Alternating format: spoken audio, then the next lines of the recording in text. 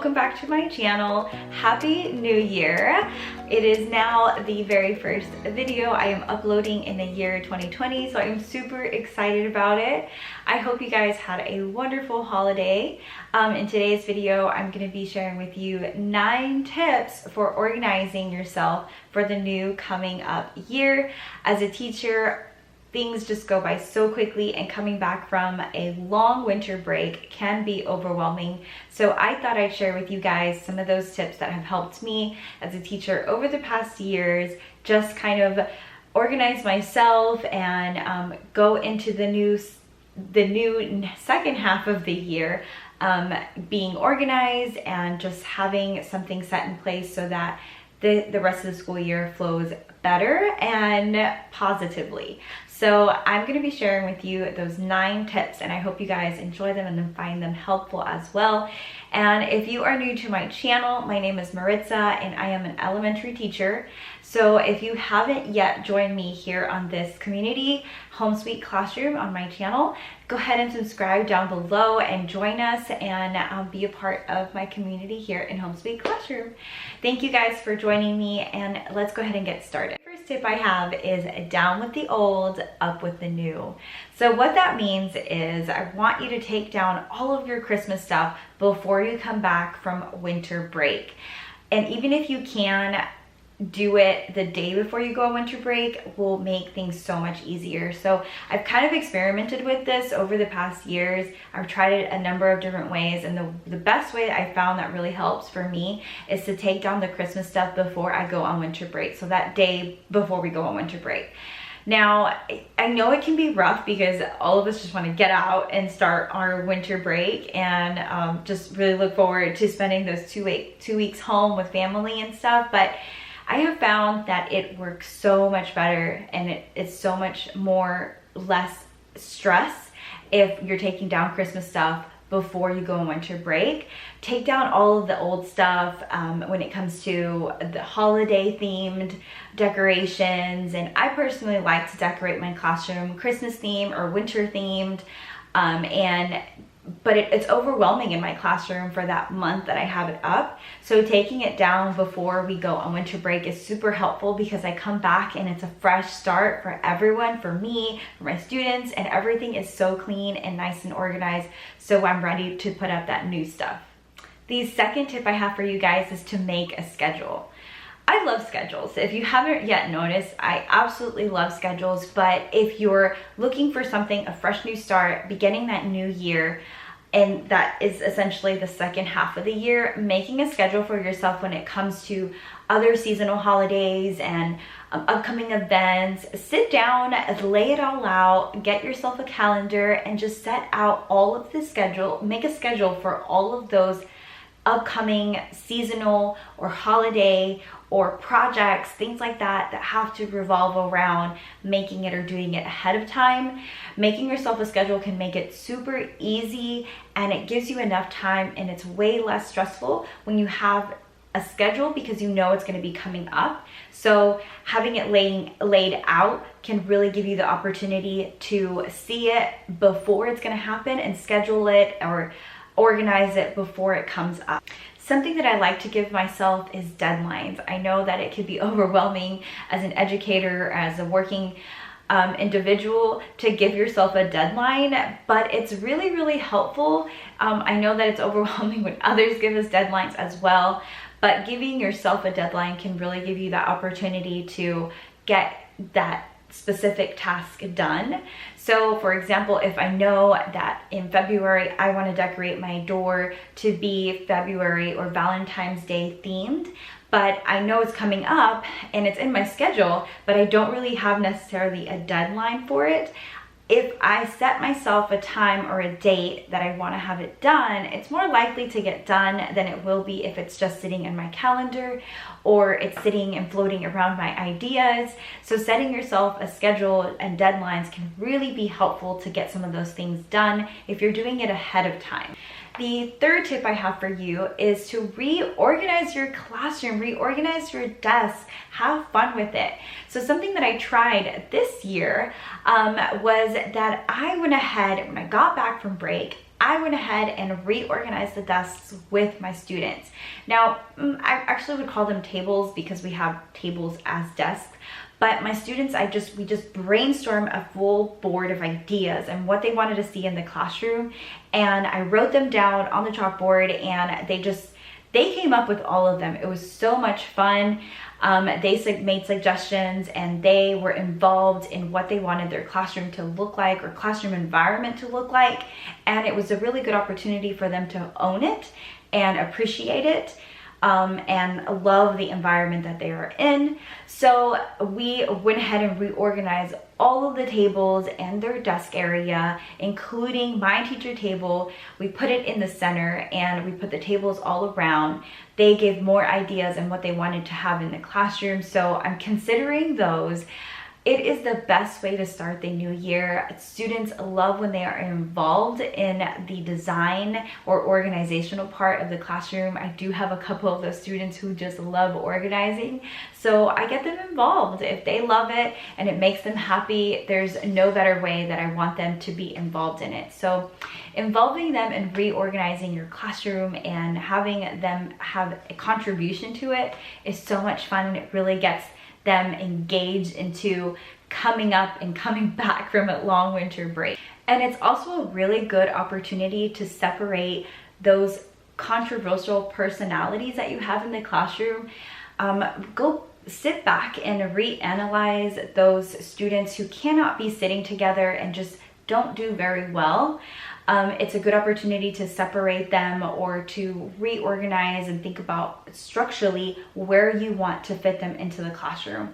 Sometimes they just butt heads a lot, and it's not good for the classroom. It's interrupting all of the students' learning. So just finding the opportunity to separate them and reanalyze what you want to do in the classroom as far as behavioral problems that are conflictions of personality. A good way to do that is to group students who are compatible in personality, or who are just working really well together. You want to be able to group them together, and that makes this a really good opportunity at the beginning of the year to go ahead and rearrange that. That way you have a good opportunity for the rest of the school year to flow much better. All right, so the fourth tip I have for you is to analyze your bulletin board space.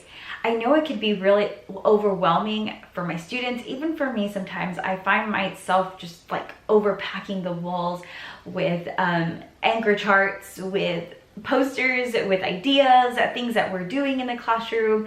But starting off the year is a good opportunity to do a fresh start. So maybe sitting back and analyzing how you're using and utilizing that wall space, and thinking about what you want to change out or what you want to do differently to reorganize it so that it's more appealing to your students' eye, and that it's not overwhelming them with information, and it's definitely not being used for the right purpose in that wall space. So just being able to analyze what you're going to do with that wall space can really change the way your students see the classroom, and it really gives an opportunity to be able to reach those students that you really need for them to use those resources around the walls in your classroom. I've seen some really creative things lately off on Pinterest and other teachers on Instagram, utilizing their spaces for letter boards where it's magnetic. Some spaces are for maker space. Some spaces they change out the anchor charts and for each subject, which is what I do. So just being able to look at your space and what you really want to do, and thinking about, well, does this really need to be up the rest of the year? That could really change up your wall classroom space. The fifth tip I have for you is to showcase student work. Now, student work changes all the time, but your background doesn't have to. Starting this new year, set up a space where you can show student work, but you don't have to change out the background. You can add creative, seasonal little items to your showcase of your students' work. You can change out the borders, use bright colors so that your background doesn't have to change, but you are being able to change out the student work when it comes to instructional theme, seasonal themed, holiday themed, any kind of way you can change it up, but you don't have to change the background. The sixth tip I have for you is to reanalyze your paper flow. I know it could be overwhelming. Even as a parent, our parents get overwhelmed with papers, and it's a lot of work. It's a really time consuming for everyone. So reanalyzing your paper flow is pretty important and a really good opportunity to do that this beginning year.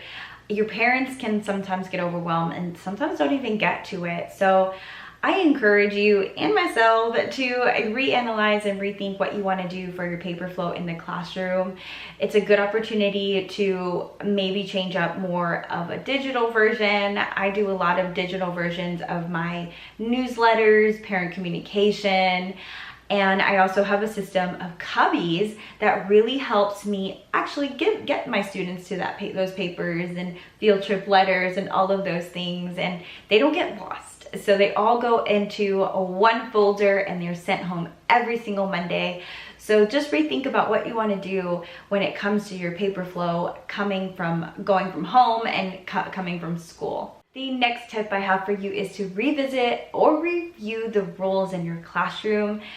This is absolutely necessary when you're coming back from a long break. Students have a tendency to have a really hard time transitioning from a long break back into the routines in your classroom, and just giving them a little bit of a reminder of what your rules are and your expectations are in the classroom can really help the classroom environment when it comes to behavior.